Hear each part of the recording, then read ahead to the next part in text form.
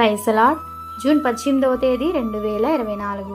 ఈరోజు దేవుని వాక్యము యెషయా గ్రంథము 1వ అధ్యాయము 19వ వచనము.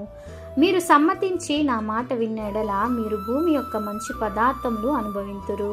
అవును క్రీస్తునందు ప్రియమైన వారలారా, దేవుని వాక్యం ఇలా సెలవిస్తుంది, నా మాట జాగ్రత్తగా ఆలకించి మంచి పదార్థం భుజించుడి, నీతిమంతులకు మేలు కలుగును, వారు తమ క్రియల ఫలమును అనుభవింతురు. మనం బాగుగా ఫలించడం వలన మన తండ్రి అయిన దేవుని నామం మహిమపరచబడును.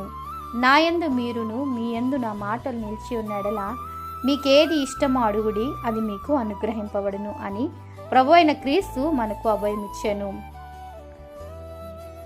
దేవుని మాటకు అనగా దేవుని వాక్యమునకు విధేయత చూపుదాం, మంచి పదార్థముల చేత తృప్తి నొందుదాం. ఈ వాగ్దానం మనందరి జీవితంలో నెరవేరునుగాక. ఆమెన్. ప్రేయర్ టవర్ మినిస్ట్రీస్లో మీ సహోదరి. God bless you all.